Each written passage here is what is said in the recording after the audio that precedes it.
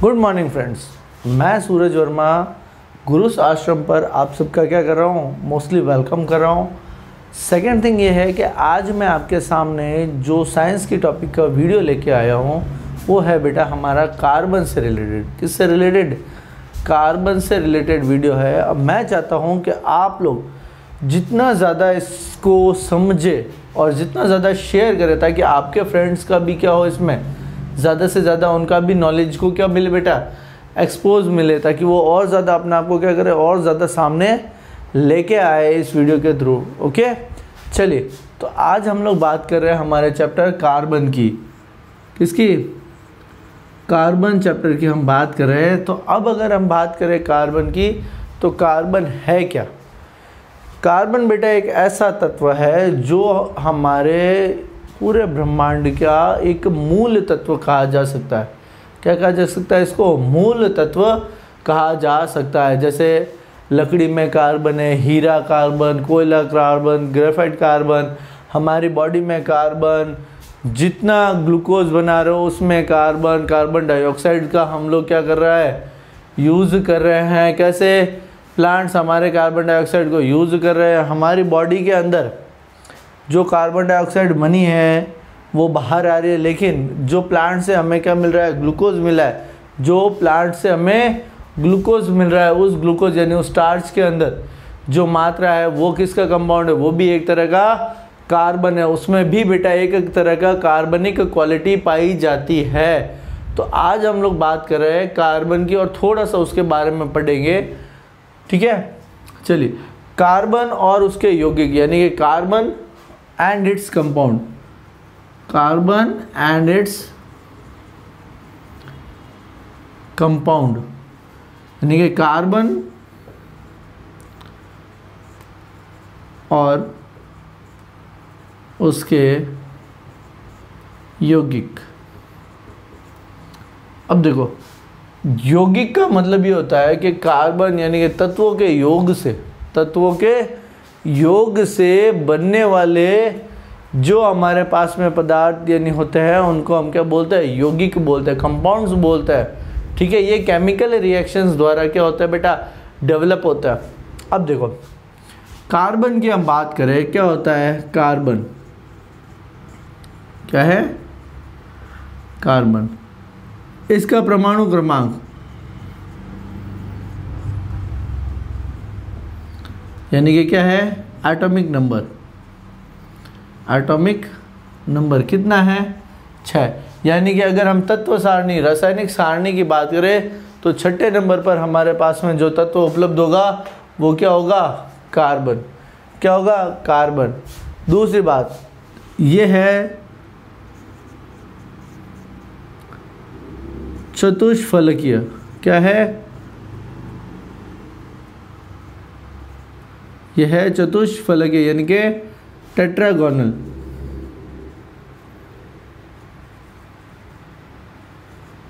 ठीक है, इसमें 4 फलक होते हैं, यानी अकेला कार्बन बेटा 4 जनों से क्या कर सकता है, सहयोग कर सकता है। यानी कि इसके 4 हाथ होते हैं। इसके क्या होते हैं, 4 हाथ होते हैं।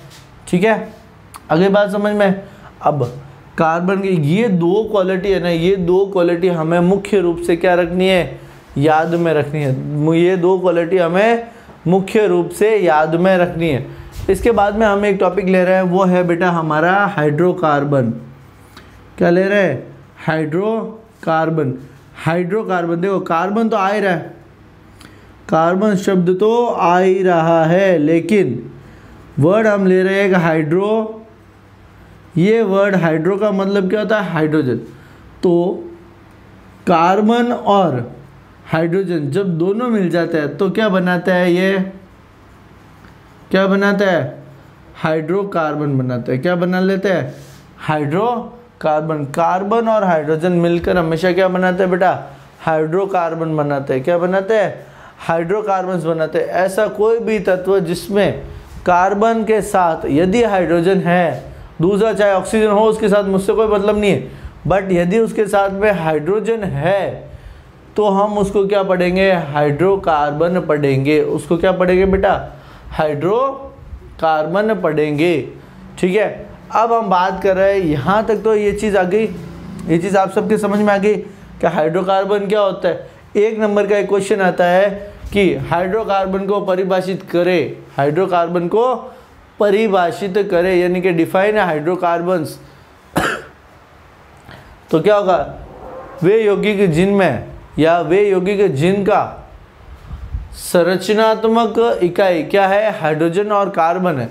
Those compound which are formed by addition of hydrogen and carbon are called hydrocarbons. उनको हम क्या बोलेंगे, हाइड्रोकार्बन्स बोलेंगे।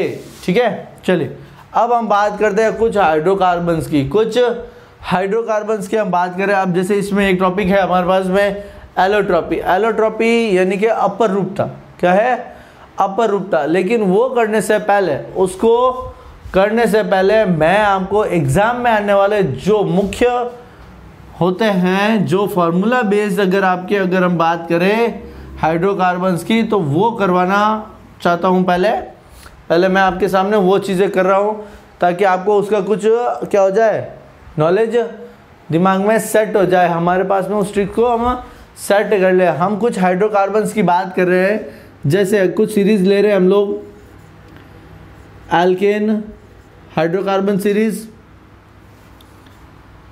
एल्कीन हाइड्रोकार्बन सीरीज और एल्काइन हाइड्रोकार्बन सीरीज। ठीक है, अब ये जो है ना, ये हाइड्रोकार्बन्स तब बनते हैं जब कार्बन कार्बन के बीच में क्या होता है, बॉन्डेशन होता है। कार्बन कार्बन के बीच में बंध बनता है, यानी कि 2 कार्बन 3 कार्बन 4 कार्बन अपने साथ में दूसरे कार्बन्स को लेके चलते हैं, तो वहाँ पर ये तीनों सीरीज बनती है। इनके अलावा भी और भी कई क्रियात्मक समूह यानी कि कुछ फंक्शनल ग्रुप्स बनते हैं, जैसे एल्डिहाइड है, अल्कोहल है। ठीक है, तो उनके लिए हम लोग उनकी बात आगे करेंगे, पहले इनको देख लेते हैं कि ये क्या है। अगर बेटा एल्केन है, अब देखो तीनों में एक चीज़ कॉमन आ रही है और एक चीज़ डिफरेंट आ रही है। तीनों की अगर हम बात करें, ये मान लीजिए आपने कौन सी श्रेणी है, एल्केन, ये हमारी है एल्कीन,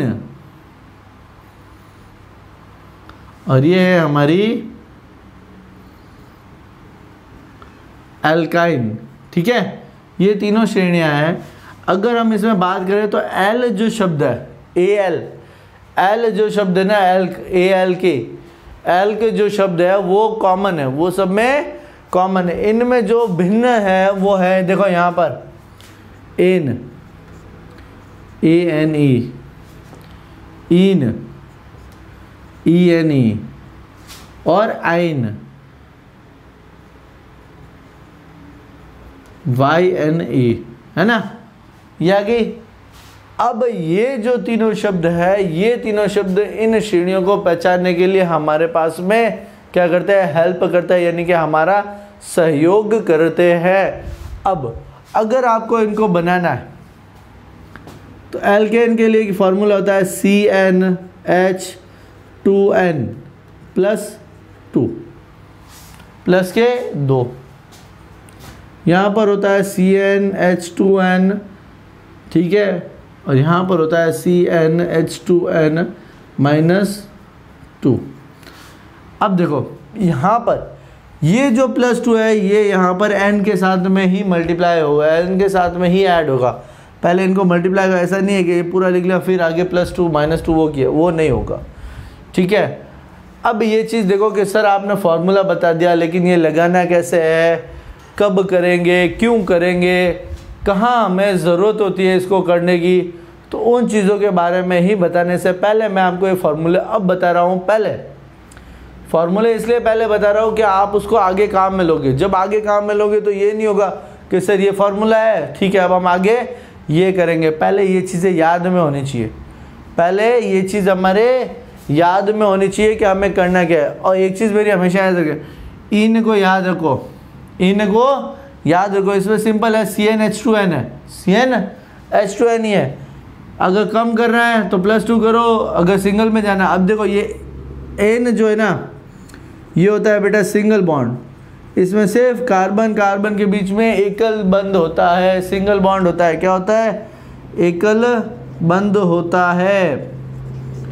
ठीक है, इनमें होता है बेटा डबल बॉन्ड यानी कि द्विबंध। क्या होता है? डबल बॉन्ड यानी कि द्विबंध। और यहाँ होता है बेटा ट्रिपल बॉन्ड यानी कि त्रिबंध।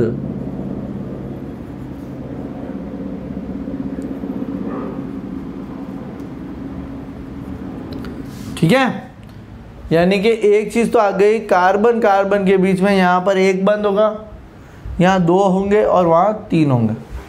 अब यहाँ पर बंद कैसे लगाने हैं, बंद होते क्या है, कहाँ ज़रूरत है, इनको हम कैसे करते हैं, ये चीज़ अब बात करेंगे। ये तो मैंने आपको ओवरव्यू पहले दिया है कि हम आगे जाके ये पढ़ेंगे, ये हम आगे जाके पढ़ेंगे, लेकिन उससे पहले का टॉपिक है वो देख लेते हैं।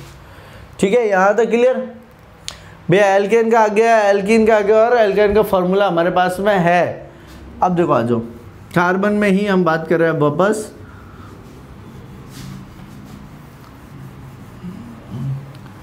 तो कार्बन सीरीज में क्या होता है? बंद होता है, बॉन्ड होता है। क्या होता है? बॉन्ड यानी कि बंद। अब ये बंद बेटा कौन सा है? कोवेलेंट बॉन्ड है। कौन से? कोवेलेंट बॉन्ड है, सहसंयोजी बंद है। कौन से बंद है? सहसंयोजी बंद है। ठीक है, अब इसका सहसंयोजी का मतलब क्या है? आपस में संयोग करके बंद बनाना, आपस में सहयोग करके बंद बना।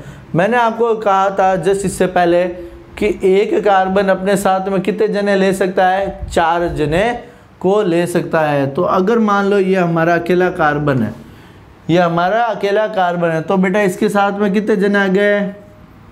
ये 4 जने आ गए। ये साथ में इसके सपोर्ट में 4 जने खड़े रहते हैं। एक कार्बन के साथ में बेटा 4 जने खड़े हो गए, तो ये क्या हो गया? सिंगल बॉन्ड यानी कि एकल बंध का उदाहरण हो गया। किसका हो गया? एकल बंध का उदाहरण हो गया।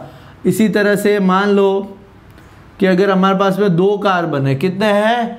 2 कार्बन है। अब 2 कार्बन में से एक एक बॉन्ड तो इन दोनों ने अपना अपना जोड़ लिया। भाई दोनों ने अपना अपना एक एक हाथ क्या कर लिया? जोड़ा है। ये तो है नहीं कि भाई इसी ने अकेले ने इसको सपोर्ट किया और दोनों ने आपस में एक दूसरे का हाथ पकड़ लिया। तो अब दोनों के पास में फ्री हैंड कितना है? इसके पास में कितना है? 3, इसके पास में भी 3। तो ये भी बेटा एकल बंध का उदाहरण है। किसका है? एकल बंध का उदाहरण है। अगर कार्बन की संख्या हो गई 3, तो 1, 2 और 3। अब इसने अपना हाथ फर्स्ट और सेकेंड ने जोड़ लिया। अब बेटा इसने अपना एक और हाथ इसको दे दिया, तो इस बीच वाले कार्बन के साथ यानी कार्बन नंबर 2 के पास में कितने हाथ फ्री है? सिर्फ और सिर्फ 2 हाथ फ्री है। इन दोनों के पास में कितने हाथ फ्री है? 3 हाथ फ्री है। अगली बात समझ में, यानी कि 3 बॉन्ड इसके पास में फ्री रहेंगे। 3 बंद और 3 जनों को ये अपने साथ में सहयोग में ला सकता है। आगे बेटा बात समझ में? तो ये तो था किसका? एकल बंध का उदाहरण यानी कि सिंगल बॉन्ड का उदाहरण। अब अगर हम बात करें द्विबंध में, किसमें? द्विबंध की अगर हम बात करें तो द्विबंध के लिए कम से कम कितने कार्बन चाहिए हमें? 2। और त्रिबंध में यानी कि ट्रिपल बॉन्ड में भी हमें कम से कम कितने चाहिए? 2। द्विबंध की अगर बात करें तो द्विबंध में मान लीजिए 2 कार्बन है। अब दोनों कार्बन ने अपने 2-2 हाथों यहाँ जोड़ लिए। अब इसके पास के पीछे कितने बचे? 2। इसके पास कितने बचे? 2। ठीक है, अगर कार्बन 3 होता है,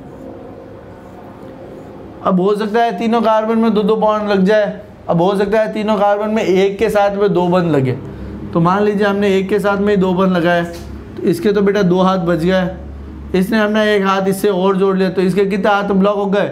1, 2 और 3। ये तो हो गए, इसके साथ में एक हाथ इसका बच गया।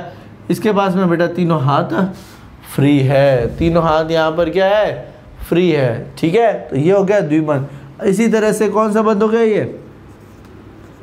ये हो गया द्विबंध यानी कि डबल बॉन्ड। ठीक है, अब बात करते हैं हम ट्रिपल बॉन्ड की। तो ट्रिपल बॉन्ड में भी यही रहेगा। कार्बन में कम से कम कितने कार्बन होने ज़रूरी है? यहाँ पर 2 कार्बन का होना ज़रूरी है। 2 कार्बन यहाँ पर अवेलेबल होना बहुत ही ज़्यादा ज़रूरी है। तो 2 कार्बन के लिए यहाँ पर क्या होगा? दोनों के 3 बंध है यानी कि 3-3 हाथ दोनों के जोड़ लीजिए। यहाँ कितना बच गया? 1 हाथ। यहाँ पर कितना बच गया? 1 हाथ। ठीक है, अगर इसी तरह से कार्बन 3 हो तो मान लीजिए कि इन तीनों ने अपना हाथ ब्लॉक कर दिया, तो बेटा इसके पास तो एक हैंड फ्री है, इसने अपने एक हाथ इससे जोड़ लिया। अब देखो बीच वाले के पास तो 1 2 3 और 4, चारों हो गए फ्री, यानी कि इसके हाथ में कोई भी हाथ अब वो फ्री नहीं है, और इसके पास में बच गए ये तीनों हैंड इसके फ्री बच गए। ठीक है, अब ये तो थे किसका उदाहरण आपके त्रिबंध संरचना, यानी कि ट्रिपल बॉन्ड। क्या है? ट्रिपल बॉन्ड है। ठीक है, तो इस तरह से हम आगे से आगे क्या करेंगे, संरचनाएं बनाएंगे, यानी कि बॉन्ड स्ट्रक्चर इन सब में बनाएंगे। तो पहले बताते हैं हम लोग किसके, एल्कीन एल्केन के बारे में। लेकिन इन सब में जिस तरह से आप लोगों ने हिंदी में, जिस तरह से हिंदी में आपने क्या पढ़ रखा है, प्रत्यय, और जिस तरह से आप लोगों ने हिंदी में प्रत्यय पढ़ रखा है या क्या पढ़ रखा है, उपसर्ग पढ़ रखा है, ठीक उसी तरह से यहाँ पर भी कुछ प्रत्यय और कुछ उपसर्ग काम में लेने हैं। आपने इससे पहले जो मेरी लाइन थी जिसके अंदर मैंने एन, इन और आइन ये तीन शब्द बताए थे, सिर्फ और सिर्फ कौन सा, एन, इन और आइन। तो ये तीनों शब्द बेटा क्या है, हमारे पास में प्रत्यय है। कौन से है? प्रत्यय। अब ये प्रत्यय कहाँ आते हैं, किसी भी शब्द के पीछे आएंगे, किसी भी कार्बनिक शब्द के पीछे आएंगे। कैसे आएंगे ये देखना। अगर हमारे पास में कार्बन की संख्या कितनी है, 1, कार्बन की संख्या यदि 1 है, ठीक है, अगर अकेला कार्बन है, कार्बन सिर्फ 1 है, कितने हैं कार्बन की संख्या, देखो मैं यहाँ पे एक टेबल बना रहा हूँ, इस टेबल को अच्छे से समझ लेना। कार्बन संख्या यानी कि कार्बन नंबर, ठीक है, और उसका नाम, ठीक है, उसका नेम क्या है वो देखते हैं। अगर कार्बन संख्या 1 है तो बेटा उसका नाम जो होगा ना वो होगा मैथ। क्या नाम होगा? मैथ, METH, मैथ, MATH वाला मैथ नहीं, METH वाला मैथ। यदि कार्बन की संख्या हो जाए 2, यानी कि आपस में उस श्रेणी में 2 कार्बन हो जाए तो क्या होगा? एथ। क्या होगा? एथ, यानी कि ETH, एथ। यदि कार्बन 3 हो जाए तो बेटा होगा क्या? प्रॉप। क्या होगा? प्रॉप। यदि कार्बन 4 हो जाए तो बेटा होगा ब्यूट। क्या होगा? ब्यूट। अब इसको बट मत पढ़ लेना, क्या होगा ये? ब्यूट। यदि कार्बन 5 हो जाते हैं तो हम उसको बोलते हैं पेंट। P क्या होगा?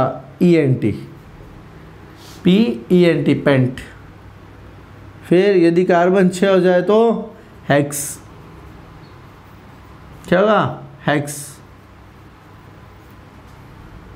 यदि कार्बन की संख्या 7 हो जाए तो बेटा उसको पढ़ेंगे हम हेप्ट। क्या पढ़ेंगे? हेप्ट। ठीक है, सेप्ट नहीं, हेप्ट पढ़ना है। कई जगहों पर सेप्ट वर्ड सुनोगे आप। यदि 8 हो जाए तो ऑक्ट, OCT, ऑक्ट। यदि 9 हो जाए तो नैन। क्या हो जाएगा? नॉन। ठीक है, और यदि कार्बन की संख्या 10 हो जाए तो बेटा उसको पढ़ेंगे डेक। क्या पढ़ लेंगे उसको? डेक पढ़ लेंगे। ठीक है, तो ये जो श्रेणी है कार्बन की हमें याद रखनी है। अब इनके अनुसार ही, इन्हीं के आधार पर हम लोग क्या बनाएंगे? एल्केन, एल्कीन और एल्काइन श्रेणी को नाम देंगे और उनका नामकरण करेंगे। ठीक है, ये पद्धति आपके कहलाती है नॉमेनक्लेचर में, यानी कि नामकरण के समय में काम में आती है। जैसे बेटा अब उदाहरण ले ले। ठीक है, चलिए यहाँ तक हो गया। अब इसके बाद में हम उदाहरण ले रहे हैं।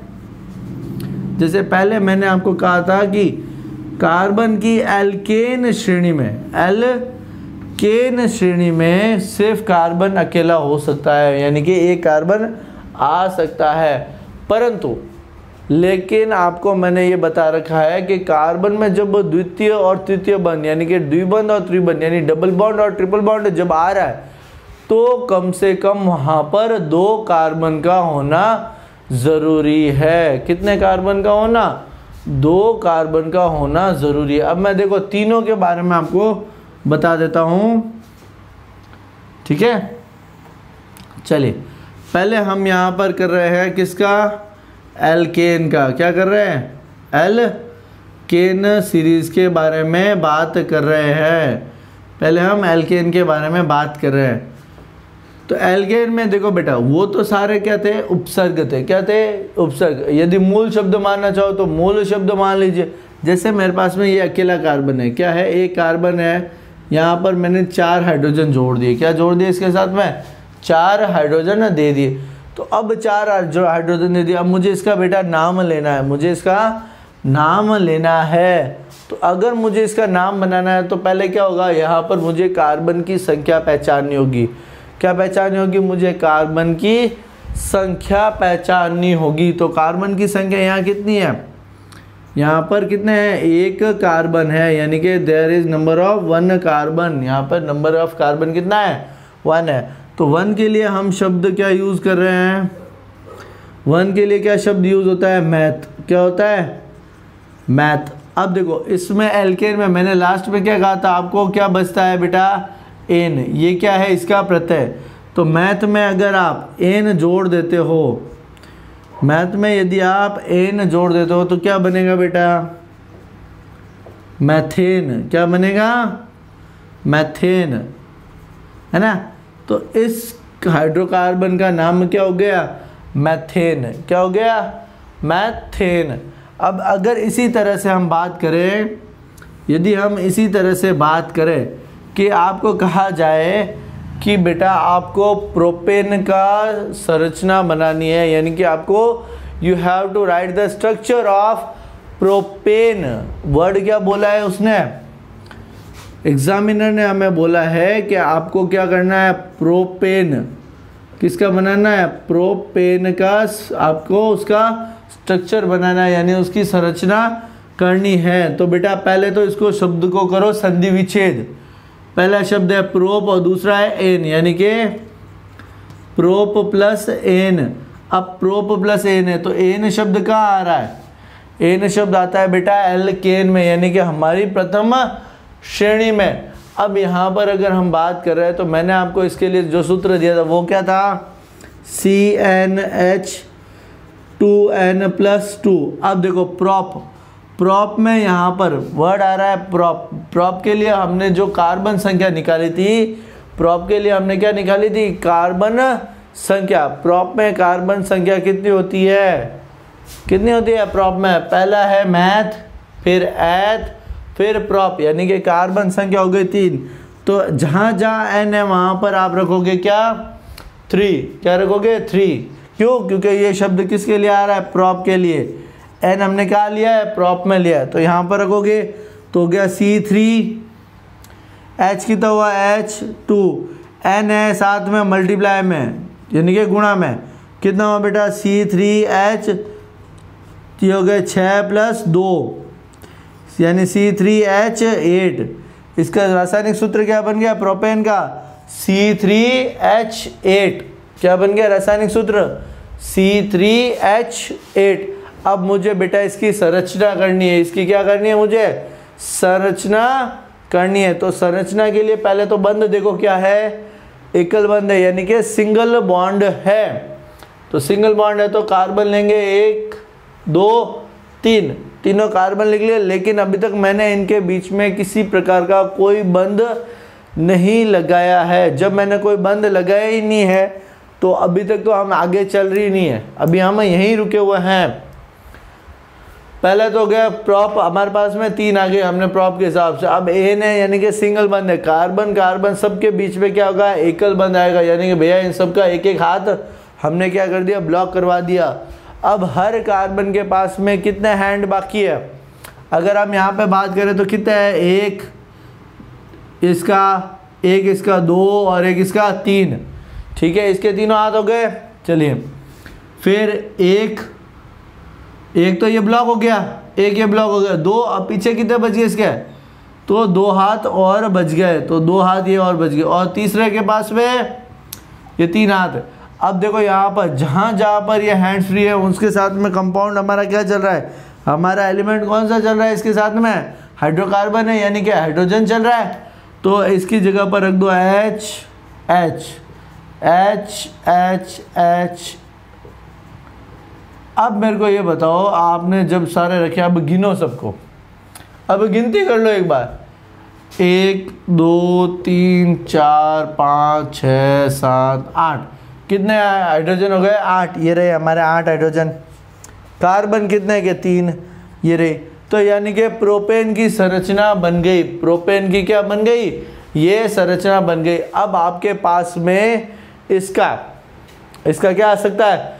या तो सूत्र पूछा जा सकता है कि भाई एल्केन सीरीज में प्रोपेन का संरचनात्मक सूत्र क्या होगा, ब्यूटेन का क्या होगा, पेंटेन का क्या होगा। ठीक उसी तरह से आपको उनमें उन कार्बन की संख्या याद होनी चाहिए, यानी कि आपको बेटा N याद होना ज़रूरी है। ठीक है, चले आगे। चलिए अब हम बात करते हैं द्विबंध की। किसकी? द्विबंध की अगर हम बात करें, अब हम लोग बात कर रहे हैं बेटा द्विबंध की बात कर रहे हैं। तो द्विबंध के लिए क्या होगा? द्विबंध का नाम क्या था? एल्कीन। कौन सी थी? एल्कीन। यानी कि इसमें जो हमारा प्रत्यय बचा है, जो हमारा सफिक्स बचा है, वो क्या बचा है? ईन। क्या बचा है? सफिक्स ईन। अब इसका जो मैंने आपको सूत्र लिखाया था वो क्या था? CnH2n। CnH2n। अब इसी तरह से मैं इसमें यही कहता हूँ कि आपको जो संरचना बनानी है, आपको जो संरचना बनानी है वो बनानी है बेटा प्रोपीन की। किसकी? प्रोपीन की संरचना बनानी है। तो प्रोपीन की संरचना बनाने के लिए पहली बात, चलो प्रोपीन नहीं ले रहा हूँ मैं, आपके लिए थोड़ा सा उदाहरण बदल रहा हूँ। मैं बना लेता हूँ आपके हेप्टीन। क्या बना रहा हूँ? हेप्टीन। अब देखो वर्ड को, अगर हम शब्द को अलग करें, यदि हम शब्द को अलग करें तो क्या क्या शब्द बनेगा? एक तो हेप्ट, एक तो हमारे पास में होगा हेप्ट, और एक होगा इन। क्या होगा? इन। अगर हम अलग अलग करें तो पहली बात हेप्ट है, यानी कार्बन संख्या हो गई बेटा कितनी? 7। यानी n बराबर कितना हो गया? 7। अब इस सूत्र में रखो तो C7H 2 × 7 कितना हो गया? C7H14। C7 और H हो जाएंगे 14। ठीक है, आगे। अब यहाँ तक तो ये था कि द्विबंध को पहचानना, द्विबंध को पहचानना।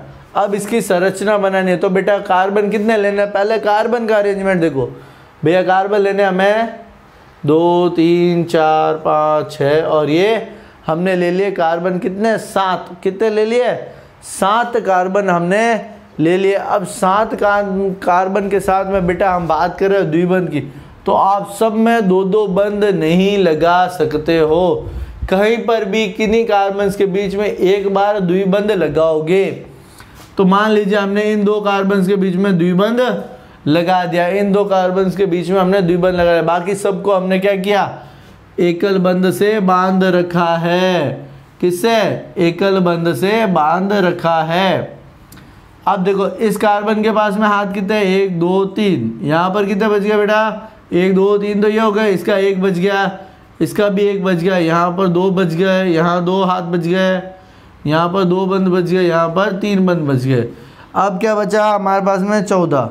यानी हाइड्रोजन लगाने 1 2 3 इनके हो गए, चौथा ये रहा, पाँचवा ये हो गया, 6 7 8 9 10 11 12 13 और ये 14। यानी कि हमारी संरचना और सूत्र बराबर सही चल रहा है, हमारी संरचनात्मक सूत्र सही चल रहा है। तो इसी तरह से आप लोगों के पास में ये मौका है कि ये जो 10 कार्बन मैंने आपको दिए हैं, 10 कार्बन जो शब्द दिए हैं मैंने, मैथ एथ प्रोप ब्यूट, तो इनके आप क्या करें? शब्द बनाएं, इनके आप लोग शब्द बनाएं। यदि उनमें किसी तरह का कोई भी प्रॉब्लम आता है कि सर हमें ये अभी भी प्रॉब्लम आ रही है, इस आश्रम ऐप पर आप पहुंच जाइए।